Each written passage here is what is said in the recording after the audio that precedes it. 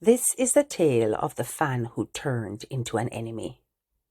Malik was just 19 and lived in Spanish Town, but every corner of his room was covered with posters of Jamaica's rising queen of reggae fusion. Sashane Star was her name. He knew every lyric, every interview, even what chocolate she loved, the imported coconut rum ones she always mentioned jokingly online. At first, his admiration seemed harmless. He saved every extra dollar from his weekend job and mailed boxes of chocolates to her Kingston address, including little handwritten notes praising her music. Sashane actually enjoyed them, thinking they came from a loyal fan.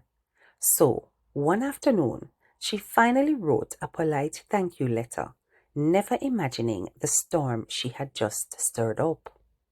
From that moment, Malik convinced himself they had a special connection. To make matters worse, Sashane had actually invited Malik to a meet and greet. Then, little by little, he followed her too closely, waiting near backstage exits, sending long messages predicting where she would be based on her social media stories. Her real fans noticed first. Star, that you they always there behind the gate, one fan commented. Please be careful, Miss Sashane. Him look obsessed, another warned. But Sashane brushed it off. He's just passionate, she said, smiling politely. Until one afternoon outside a studio on Waterloo Road, Malik approached her, trembling with a handwritten love letter, declaring she was destined to be his wife. When she stepped back, he stepped closer, too close. That's when her security intervened. Move back from the lady, they commanded, pushing him away. He shouted her name in desperation, insisting she had responded to him first. Sashane's security eventually filed a report, and she blocked him everywhere. For the first time, Malik realized she didn't know him. Not really. His heart cracked and twisted. Heartbreak slowly changed into something darker. Love turned to resentment. Resentment turned into hate. Malik slipped into online groups filled with people who already disliked Sashane. They welcomed his bitterness and fed it like fire. Soon he was spreading rumors, twisting stories, creating fake accounts, and leaking private pictures he found online, anything to destroy the woman he once admired. Sashane's team eventually traced the accounts, but the damage to her confidence and reputation had already begun.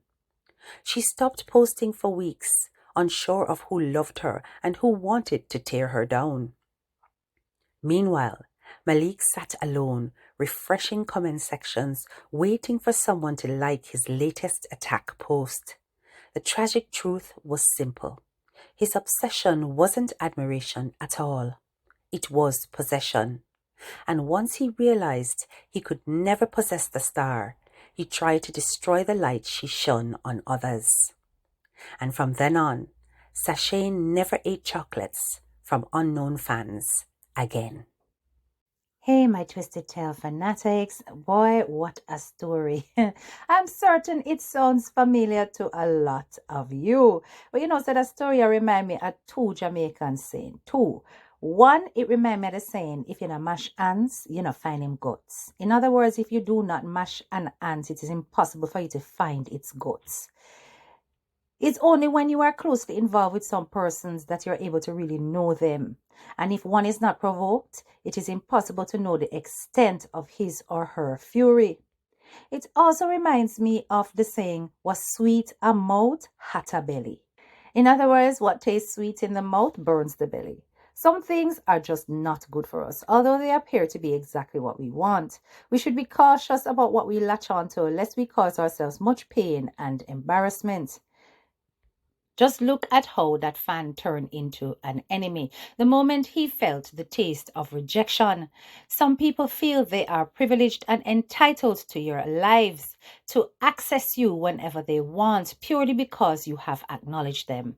This is not a normal reality, and there are people out there with genuine mental, psychological illnesses that need assessing.